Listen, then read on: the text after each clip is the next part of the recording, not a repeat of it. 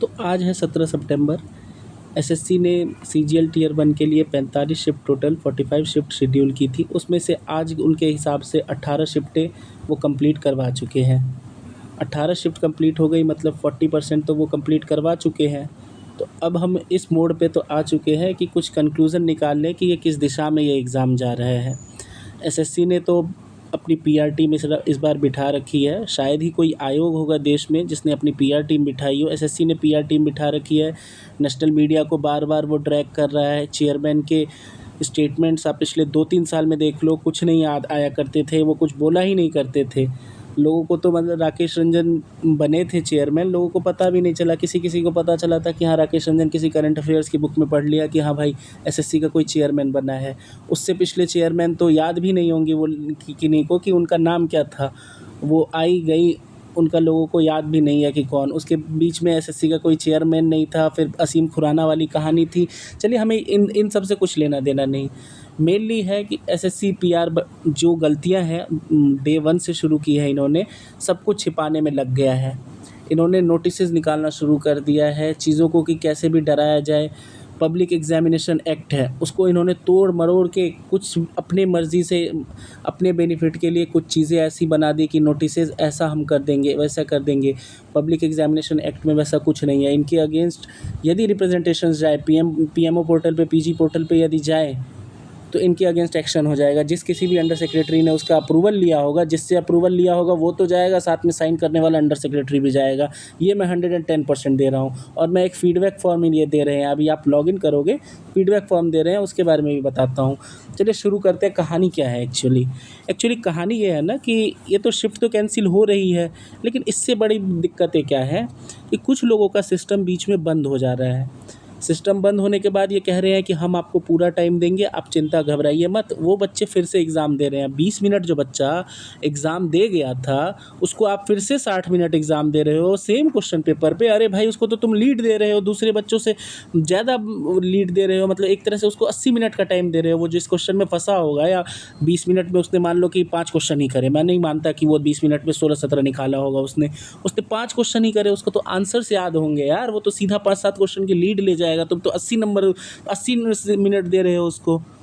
ये क्या है यार? सेम बैटल फील्ड दो ना, सेम लेवल प्लेइंग फील्ड दो सबको।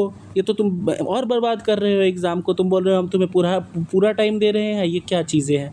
सेकंड चीज़ जो दिक्कत आ रही है कि कुछ लोगों का सिस्टम वहाँ पे चल रहा है एग्ज़ाम हॉल में, कुछ लोगों का नहीं चल रहा है। तो ऐसे में जिनका नहीं चलता रहता है वो ऑब्वियसली कैओस क्रिएट करेंगे। वो बच्चे जो चिल्लाते हैं, तो जो इसका चल रहा है वो बर्बाद हो जा रहा है बच्चा। वो बच्चा कंसंट्रेट नहीं कर पा रहा है। तीसरी चीज़ ये है कि इन्विजिलेटर अभी भी नोवाइस है, बिल्कुल नोवाइस है। उनको कुछ नहीं पता है। पहले तो टीसीएस 200 रुपये दिहाड़ी पे लाता था, ये तो 100 रुपये दिहाड़ी पे भी नहीं ला रहे हैं। ये तो 50 रुपये वाले कहीं से उठा के ले रहे हैं। मैं ये सुनी सुनाई बातें नहीं कह रहा हूँ, मैं खुद दे के आया हूँ। अभी 13 को 3rd शिफ्ट में मैं खुद दे के आया पेपर। वहाँ पे सर्वर रूम था। सर्वर रूम में कोई दरवाज़ा नहीं था, एक पर्दा लगा हुआ था, उसके बगल वाली मेरी सीट थी।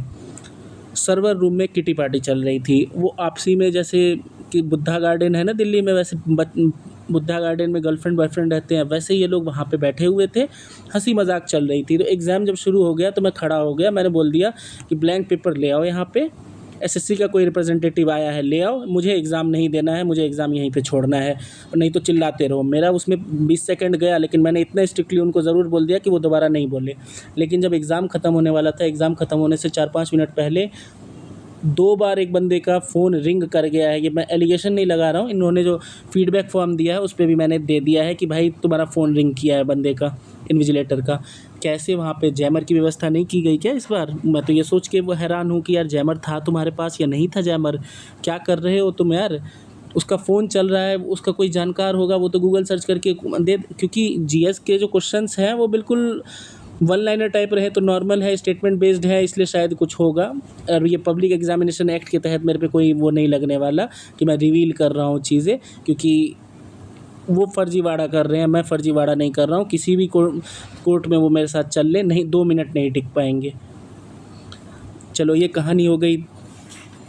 अब जो है जो बच्चे एग्ज़ाम देने आ गए थे उनका ख़राब था। क्या चेयरमैन जो है एसएससी का चेयरमैन अपनी जेब से उसे टीए देगा? वो बच्चा पैसे लेके आया था, कैसे उसकी फैमिली ने पैसे दिए होंगे, क्या दिए होंगे? वो बच्चे का टीए तो दो तुम यार। ट्रैवल अलाउंस तो करो, उसके लिए ट्रेन फ्री करवा दो, उसके लिए बसेस फ्री करवा दो, नहीं तो दो सेकेंड टाइम उसको घर से 10 किलोमीटर में सेंटर दो। नहीं कर सकते व्यवस्था तो तुमने ऐसा क्यों किया व्यवस्था? तुम्हारी गलती है यार, तुम्हारी गलती बच्चा क्यों झेलेगा? खुद तुम यदि अभी कोलकाता गए हो दिल्ली से तो सरकार के से टीए ले रहे हो, लेकिन वो बच्चा बेवकूफ़ है, तुमने उसका एग्ज़ाम कैंसिल करवा दिया तुम्हारी गलती के कारण, और तुम चीज़ों को छुपा रहे हो, पीआर मैनेजमेंट कर रहे हो। और ये जो मैंने नोटिस अभी खोल के रखा है ना, इसमें ये कह रहे हैं कि इतने ही बच्चों को दिक्कत हुई, इतने ही सेंटर में हुआ है कि ओनली 25 शिफ्ट, इसने लिखा हुआ है कि only 25 shifts in some centres have been cancelled to date. क्या है ओनली 25 सेंटर का मतलब? तुम समझ रहे हो भाई, तुम बोलना क्या चाह रहे हो? एक जगह तुम कह रहे हो कि हमारे पास 227 वेन्यूज़ हैं, 227 में एक तरह से तुम्हारे पास 25 वेन्यूज़ पे तो कैंसिल हुए, अलग अलग वेन्यूज़ पे। अच्छा चलो अलग वेन्यूज़ पे नहीं होंगे, लेकिन यार तुम्हारा तो सिस्टम पूरा ख़राब है ना। तुम ओनली 25 शिफ्ट, क्या ओनली 25 शिफ्ट एक सेंटर पे मान लो 100 से 300 बच्चे होंगे, तुम क्या बोलना चाह रहे हो? 7500 बच्चे, आप कुछ नहीं समझ रहे हो? 7500 बच्चा बेवकूफ़ है कि वो फिर से घर पे जाए, फिर से वो पैसे खर्च करे? तुम क्या दिखाना चाह रहे हो? अरे गांव का गरीब से गरीब बच्चा ये एसएससी का फॉर्म भरता है, सारे तुम्हारे जैसे रिच नहीं है, तुम्हारे जैसे करप्ट नहीं है। तुम करप्शन करके बैठे होगे और लग ही रहा है तुम्हारी चीज़ों को देख करके कि कुछ तो गड़बड़ चल रहा है। और एक इन्होंने आजकल में नोटिस दिया है, आज ही दिया है इन्होंने नोटिस, ये वाला नोटिस जो दिया है इन्होंने कि हमें पता चल रहा है कि सिस्टम का एक्सेस लिया जा रहा है, रिमोट एक्सेस लिया जा रहा है। रिमोट एक्सेस लिया जा रहा है तो अभी पकड़ो भाई, उस सेंटर को अभी ही रोक लो। क्या पता तुम्हारा जो सिस्टम है अभी वो कैच नहीं कर पा रहा हो कुछ, तुम बोलोगे कि इस बच्चे ने ही लिया था, उसने नहीं लिया था, हम कैसे मान लें कि उस सेंटर पे अच्छा हुआ था? और यदि एक्सेस दिया किसी को, तुम यदि 48 घंटे पहले बता रहे हो, मैं मेन चीज़ बता रहा हूँ, यदि तुम 48 घंटे पहले एडमिट कार्ड दे रहे हो और वो बच्चा 48 घंटे के अंदर सेटिंग तो नहीं कर पा रहा होगा कि सेंटर वालों से मिल गया, रिमोट एक्सेस ले लिया उसने, सब कुछ व्यवस्था, मतलब उस बच्चे को 48 घंटे से पहले पता था कि उसका सेंटर वही होने वाला है। मतलब तुम्हारा जो एडमिट कार्ड जो इशू कर रही है, एडमिट कार्ड जो दे रहा है, सेंटर्स अलॉट कर रहे हैं, मतलब तुम्हारा कहीं का कंट्रोलर मिला हुआ है, कंट्रोलर ऑफ एग्जामिनेशन कहीं ना कहीं तुम्हारा मिला हुआ है। नहीं कंट्रोलर ऑफ एग्जामिनेशन जिस कंपनी को तुमने दे रखा है, मैं नाम भूल रहा हूँ, ये कौन सी है जिसको जो तुम्हारा एडमिट कार्ड्स दे रही है, एजुकेटी नहीं है एडमिट कार्ड्स देने के लिए, ये जो है तुम्हारी मतलब कंपनी एडमिट कार्ड देने वाली, मतलब उस कंपनी में करप्शन चल रहा है। और कहीं ना कहीं तुम्हारे ऑफिशियल्स भी मिले हुए हैं, 110% मिले हुए हैं। और ऑफिशियल्स नहीं मिले हुए हैं तो ये इलाहाबाद वाला अभी प्रयागराज में झूसी में या झलवा में 2-3 दिन पहले की बात है, झूसी या झलवा में 15-20 सॉल्वर थे। बच्चों ने ऐसा कहा है कि सॉल्वर थे, उन्होंने रिटन कंप्लेंट दी है, वीडियोज़ आए हैं, और तुमने उसको कह दिया कि पावर फेल्योर। अरे यार एक इन्वर्टर नहीं था वहाँ पे, क्या सेंटर्स का ऑडिट तुमने करवाया, कैसे दे दिया यार? इतने बच्चों का, देश के 30-35 लाख 40 लाख बच्चों का, तुम खुद कह रहे हो 50 लाख बच्चा एमटीएस देता है, 1 करोड़ बच्चा देता है। तुमने क्या ऑडिट्स करवाए हैं सेंटर्स के? तुमने कुछ नहीं करवाया हुआ है। तुमने एग्ज़ाम सेंटर देने के नाम पे बच्चों के साथ ठगी की है। तुम बहुत ज़्यादा करप्शन में चल रहे हो। डिबार्ड तुम लिख रहे हो कि candidates involve in such mall practices will be debarred and necessary criminal proceeding. अबे क्रिमिनल प्रोसीडिंग क्या अभी लेना, विल भी क्या होता है? यदि तुम्हें पता चल गया तो उस सेंटर को मत दो। तुम 48 आवर्स पहले सेंटर अलॉट कर रहे हो, सेंटर को कैंसिल कर दो, इन बच्चों को 24-25 की शिफ्ट में दे दो, नंबर ऑफ़ शिफ्ट्स बढ़ा लो, नहीं तो तुम 1-2 दिन एग्जाम एक्सटेंड कर लो इन बच्चों को। अभी तुम कोरिजेंडम निकाल दो कि भाई हमारा पेपर 26-27 तक ही नहीं चलेगा, हमारा 30 तक चलेगा, क्योंकि इन सेंटर्स पे ये हो रहा, मतलब रिमोट एक्सेस दिया जा रहा था, इन सेंटर्स को हमने कैंसिल कर दिया। तुम प्रॉम्प्ट एक्शन लो ना भाई। मैंने तो कहीं भी नहीं सुना कि हाँ चोरी हो रही है तो चोरी हो रही है तो हम पहले अच्छे से चोरी कर लेने देंगे, उसके बाद चोर को पकड़ेंगे। जब सांप अभी ही पकड़ा जा सकता है, बाद में तो वो खुद को डिफेंड कर लेगा, कैसे नहीं कैसे। वो बोलेगा कि नहीं, तुम्हारा सिस्टम जो बता रहा है कि हमने वो किया है, हमने रिमोट एक्सेस लिया है, वो गलत है, टेक्निकल ग्लिच है उसमें कुछ। नहीं तो तुम यदि ये करना चाह रहे हो कि छिपा के रखना चाह रहे हो, तुमने ये नोटिस निकाल दिया, अभी तुम ये बोलना चाह रहे हो कि इस नोटिस के तहत कि भाई हमने ये नोटिस निकाला, अब जिसको पैसे लेके हमारे पास आ जाना है आ जाओ, उस सेंटर वाले को हम छोड़ देंगे, या जो इन्वॉल्व हो उनको हम छोड़ देंगे। ये तो तुम एक तरह से वो दे रहे हो, क्योंकि इसकी प्रोसीडिंग जो है, कोई भी इंक्वायरी होती है, इन्वेस्टिगेशन होता है, वो कॉन्फिडेंशियल होती है जब तक कि उसकी चार्जशीट ना बन जाए। आसान शब्दों में इनको मैं समझा दूँ तो चार्जशीट ना बन जाए। चार्जशीट का मतलब कि उसकी पूरी प्रोसीडिंग्स हो ना जाए। यदि तुम रिवील कर रहे हो एक मिड स्टेज में ही, तुम्हारा फाइनल स्टेज अभी आया नहीं है इंक्वायरी का, मतलब तुम कुछ ना कुछ तुम्हारा वेस्टेड इंटरेस्ट है। क्या वेस्टेड इंटरेस्ट है भाई, तुम बताओ। कुछ ना कुछ है, 110% कुछ फिशी चल रहा है। मेरा एग्ज़ाम मैं बता देता हूँ, मेरा एग्ज़ाम बहुत अच्छा गया है। मेरे हर बार 160-70 आते हैं टियर 1 में। कुछ लड़के कमेंट में कुछ कुछ लिख देते हैं, इसलिए मैंने बता दिया। अब पिछले 4 साल में कभी ऐसा नहीं हुआ है जो मेरे नॉर्मलाइज्ड मार्क्स 170 से कम आए हों। लास्ट ईयर भी मेरे 173 नॉर्मलाइज्ड मार्क्स थे, और इस ईयर भी मैं 150 क्रॉस कर रहा हूँ, ये मैं बता रहा हूँ गारंटी। चलो अब नेक्स्ट आगे आते हैं इन चीज़ों पे। अच्छा, माल प्रैक्टिसेस का मैं बताता हूँ। एक लड़का है, एमटीएस है, मैं उसका नाम नहीं ले सकता और मैं बहुत अच्छे से भी नहीं जानता हूँ। मुझे वो सेंट्रल सेक्रेटरीट मेट्रो स्टेशन पे मिलता रहता है। एक दिन ऐसे ही हम बातचीत हो गई थी, कुछ देर बैठे थे तो बातचीत हो गई थी उससे मेरी। तो वो लड़का बता रहा था कि बिहार का वो कोई एग्ज़ाम दे रहा है, उसमें वो फर्जीवाड़ा करवाने वाला था अपने लिए। वो लड़का मुझे आज मिला, वो मुझे आज बोल रहा है कि भाई मैं बिहार वाले में नहीं करवा रहा ये फर्जीवाड़ा, वो मैं उसमें नहीं जाऊंगा बिहार वाले में बहुत टाइम लगेगा, वो 2-3 साल बाद रिज़ल्ट आएगा उसका। इस बार सीजीएल में ही हो रहा है बहुत अच्छे से, मुझे रिमोट एक्सेस मिल जाएगा। 25 लाख रुपए मांग रहे हैं। मैं क्या बताऊं, ये वास्तविकता हो सकती है। मैंने बोला कहाँ, सोनीपत वाले में? तो बोल रहा है हाँ सोनीपत में ही मेरे से 25 लाख रुपए मांग रहे हैं। अब ये मुझे नहीं पता कि वास्तविकता है कि उसने मुझे ऐसे ही कह दिया कि क्या पता नहीं, रूमर्स भी हो सकते हैं। मैं ये 110% नहीं कह सकता, क्योंकि मैं ट्रस्ट उसी पे करता हूँ जो मुझे खुद प्रूफ रहता है मेरे पास, क्योंकि मैं खुद एनालिसिस कर लेता हूँ। मुझे ट्रस्ट नहीं रहता इन सब बातों पे, क्योंकि बहुत लोग फर्जीवाड़े भी होते हैं, ऐसे ही बोलते हैं कि हाँ मेरी तो सेटिंग है या वो है। तो ये मैं 100 श्योर नहीं कह रहा हूँ कि हाँ होगा ही, और इस बात पे हमें ध्यान भी नहीं देना चाहिए। मैं यदि ये सीडेक का जो इन्होंने सिस्टम लगाया था ना कि हम ये पकड़ लेंगे, ये चीज़ अभी आज ये लिस्ट देते, इस नोटिस की जगह ये लिस्ट रहती कि इन सेंटर्स पे इन रोल नंबर वाले बच्चों ने फर्जीवाड़ा किया, तब मज़ा आ जाता, तब लगता कि हाँ भाई तुम किसी पॉजिटिव डायरेक्शन में काम कर रहे हो।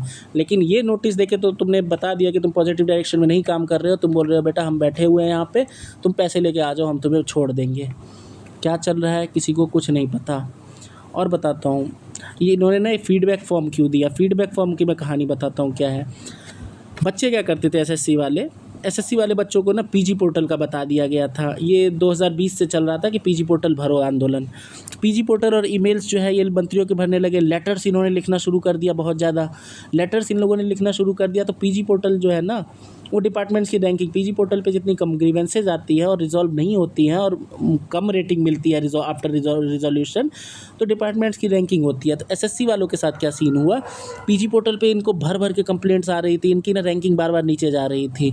इनको प्रेशर आता था कि भाई सुधारो सुधारो सुधारो, मिले तो सारे चोर ही हैं, सब तो मौसेरे ही भाई रहते हैं, है ही, वो तो पता ही चल गया होगा सबको अब। तो इनकी रैंकिंग ख़राब, तो इन लोगों ने कहा गया कि एक अपना पोर्टल बनाओ, उस पर सारी कंप्लेंट्स आएंगी, बच्चे जो है एग्ज़ाम से रिलेटेड देंगे, हम कहेंगे कि हम ट्रांसपेरेंसी के लिए इसको ला रहे हैं ताकि हम रिजॉल्व कर सकें, ठीक। उस पर कंप्लेंट्स आएंगी, अपना ठंडे बस्ते में रहने दो, कोई देखने कोई जा रहा है कोई नहीं। ये तो इसकी जो ग्रीवेंसेज रहेंगी वो अपने तक ही रहेंगी। पीजी पोर्टल की ग्रीवेंसेज तो यार एस्केलेट हो जाती हैं इन लोगों ने। इसलिए ये ऐसा आप लॉगिन करोगे ना अपनी आईडी, लॉगिन करने के बाद दिख जाएगा कि हाँ भाई यहाँ पे है, ये रहा ना, click here to share feedback. जब क्लिक करोगे तो अपना एग्ज़ाम सेंटर वगैरह नाम अपने आप ऑटो फिल आ जाता है। क्योंकि मैंने तो कंप्लेंट की कि भाई उसका फ़ोन बज रहा था, मैंने कंप्लेंट की थी, तो मैंने देखा था कि कैसा फॉर्म है अंदर में, तो मेरी शिफ्ट कौन सी थी, मेरा किस टाइमिंग में एग्ज़ाम था, मेरा नाम रोल नंबर वगैरह लिखा हुआ आ जा रहा था। तो अब ये कैसी कहानी चल रही है, पूरा भविष्य के साथ खेला जा रहा है। इतना बुरा इंडिया में 2025 में किसी एग्ज़ाम में नहीं हो रहा होगा। ऐसी धांधली तो मतलब कैसे बर्दाश्त कर रहे हैं लोग, पता नहीं।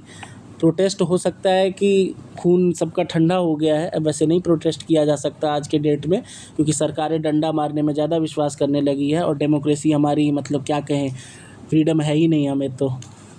लेकिन कुछ जैसे एसएससी स्कैम 2017 वालों ने, बच्चों ने किसी का भी हो कमेंट बॉक्स भर दिया हुआ था एसएससी स्कैम, स्टार्ट करो वैसी ही कहानी कुछ यार, नहीं होने वाला ऐसे में कुछ। ये तो मतलब अंदर से नहीं, मेरा एग्ज़ाम अच्छा गया लेकिन मुझे अंदर से फीलिंग आ रही है कि यार नहीं, इस बार कुछ बहुत बुरा करने वाले हैं ये।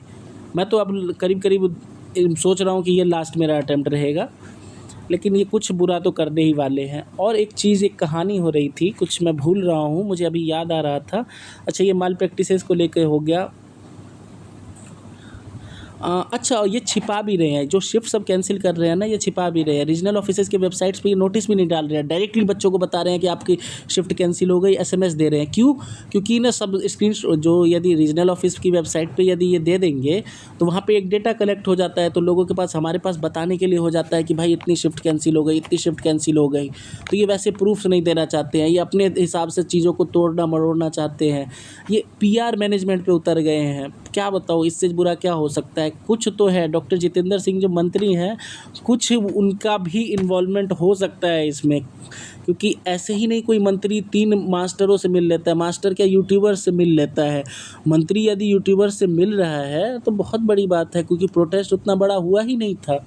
बिना प्रोटेस्ट हुए मंत्री मिल रहा है, ये तो सीरियस एलिगेशन लगने वाली बात है। चलो, सभी को शुभकामनाएँ। दो अभी 40% एग्ज़ाम हुआ है, 75% 80% हो जाता है तो फिर मिलूँगा। मेरी आप मतलब मैं जो बोल रहा हूँ वो चीज़ें बहुत लोगों तक तो नहीं जाती, लेकिन जिन तक ही जाती हैं, खुद को समझो, समझाओ। कुछ नहीं हो सकता भाई। बहुत बुरा लग रहा है अभी तो, मैं तो एकदम से शॉक्ड हूँ कि हो क्या रहा है यार। इतना तो प्रोटेस्ट तक नहीं हो रहा है, कोई कहीं कुछ नहीं, सारे शांत बैठे हुए हैं कि नहीं डंडों से मारेंगे। अबे यार, डंडों का डर है तो एग्ज़ाम ये तैयारियाँ छोड़ दो। सीटें तो अंदर से सबको आवाज़ आ रही है कि कुछ गलत तो हुआ है। क्वेश्चन लेवल वगैरह तो सब कुछ ठीक ही है, कोई नहीं है, ऐसा ही होना ही चाहिए। एसएससी का पेपर जैसा होना चाहिए वैसा हो रहा है। लेकिन ये जो है ना, फेयरनेस, इंटीग्रिटी ऑफ एग्ज़ाम, ये कहीं ना कहीं गलत है कुछ न कुछ। कि चेयरमैन ऐसे घूम रहा है, सेंटर, 1-2 सेंटर पे कोलकाता की फ़ोटो आ रही है। सबसे पहले तो मंत्री मिल गया, मैं तो अभी तक वो हूँ, मंत्री क्यों मिला? मंत्री को तो मिलना ही नहीं था। और सीडेक का जो इन्होंने ये सिस्टम लगाया था वो बहुत अच्छी चीज़ थी। आप रोको यार, माल प्रैक्टिसेस को रोको। सर्वर जो है मतलब हैक करके ये बाहर से करते हैं, ये सब चीज़ें होती हैं, ये वास्तविकता है। कोई भी जॉब कर रहा होगा, किसी भी मिनिस्ट्री में होगा दिल्ली में, उसको ये चीज़ें पता होंगी कि हमारे सोनीपत और रोहतक वाले भाई, और रोहतक सॉरी ये रुड़की वाले भाइयों में क्या है, सबको पता है। वो बच्चे देख के बता दोगे फर्जी हैं, ज़रूरत ही नहीं पड़ती है। मैं हर सोनीपत और रोहतक वाले को नहीं कह, ये रुड़की वाले को नहीं कह रहा, ऐसी बात नहीं है कि मुझे उनसे कोई पर्सनली है, लेकिन कुछ लोग होते हैं वहाँ, मैक्सिमम होते हैं, आजकल जज्जर वगैरह से भी हो गए हैं। ये चीज़ वास्तविकताएं हैं। वो सब जो होंगे बच्चे वहाँ के, वो भी स्वीकारेंगे कि हाँ यार, हमारे यहाँ से फर्जीवाड़ा होता है थोड़ा बहुत। हमारे यहाँ कुछ लोग हो गए हैं जो जगह को भी बदनाम कर रहे हैं। ठीक है, ऑल द बेस्ट सभी को। मिलते हैं कभी, 80% हो जाने देते हैं एग्ज़ाम, तब मिलते हैं। होना कुछ नहीं है, मैं समझ गया। इस बार मतलब 2017 से भी बुरी स्थिति होने वाली है फर्जीवाड़े को लेकर के। प्रोटेस्ट कुछ नहीं होगा। जिनको यूट्यूब चैनल चमकाना वो चमका रहे हैं, अपना जा रहे हैं, पता चला सेंटर्स पे जा रहे हैं, अपना बोल रहे हैं PIL करो, ये करो, वो करो। अरे भाई, जो चीज़ है, तुम्हारे पास लाखों सब्सक्राइबर्स हैं साले, तुम आके, मैंने गाली दे दी, मुझे पता है, इनको उसी लायक है वो लोग। तुम आके बोलो तो, आके तो चैनल पे बोलो, तुम बोलोगे बातें आगे पहुंचेंगी। तुम आके बोलो कि भाई ये चीज़ें हैं, फैक्ट्स तो लाओ सामने, कि भाई किसी को 80 मिनट मिल जा रहे हैं और कोई बच्चा 60 मिनट एग्ज़ाम दे रहा है, तो उसके बीच में शोर मच रहा है। यदि दोबारा एग्ज़ाम हो रहा है तो पैसे तो दे वो, नहीं पैसे तो ट्रेन और बस फ्री करवाए, कि सरकार का पार्ट है ना, ट्रेन और बस फ्री करवाओ भाई। दोबारा एग्ज़ाम ले रहे हो, नहीं तो 50 किलोमीटर के अंदर दो। हर चीज़ तुम्हारे हिसाब से क्यों चलेगी? अपनी मोनोपोली तुम हर चीज़ में चला रहे हो, ऐसा थोड़ा ही होता है। और ट्रांसपेरेंसी के नाम पे तुम छिपा रहे हो कि यार यहाँ पे एग्ज़ाम कैंसिल हो गया। यदि तुम हर चीज़ का बोल रहे हो कि हम खंडन कर रहे हैं, तो खंडन इलाहाबाद वाली खबर का भी करो। तुम इलाहाबाद वाले पे कुछ बोलो कि पावर फेल्योर हुआ था। पावर फेल्योर तो वीडियो से लग नहीं रहा है कि तुम्हारा पावर फेल्योर हुआ था। अब पुलिस कहाँ से पहुँच जा रही है? एसएससी के एग्जाम्स में भी पुलिस नहीं रहती थी पिछले साल तक सेंटर पे। इस साल इनको पता है कि हो हंगामा होना ही होना है, क्योंकि चीज़ें तो सब कुछ मैनेज्ड है, सब कुछ मैनेज्ड है, तो इनको पता है कि हो हंगामा होगा ही। इसलिए उन्होंने पहले से चीज़ें वो करके रखी हुई हैं कि पुलिस 1 मिनट में हर सेंटर पे पहुंच जा रही है, कोई भी दिक्कत हो रही है, चीज़ें मैनेज्ड है। मैं गया एग्ज़ाम देने, मैं देख रहा हूँ 3 कांस्टेबल पहले से हैं। मैंने पूछा तो बोला कि यार एसएससी के एग्ज़ाम, वो कांस्टेबल मेरे से बोल रहा है एसएससी के एग्ज़ाम में तो हमें बुलाते नहीं थे, इनकी प्राइवेट सिक्योरिटी हुआ करती थी सेंटर वालों की, लेकिन इस बार हमारे पे लेटर आया है हमारे थाने पे कि इस बार रहना है, डीएम ऑफिस से आया हमारे पास। तो अब क्या कह सकते हैं, चलिए जो कुछ है देखेंगे।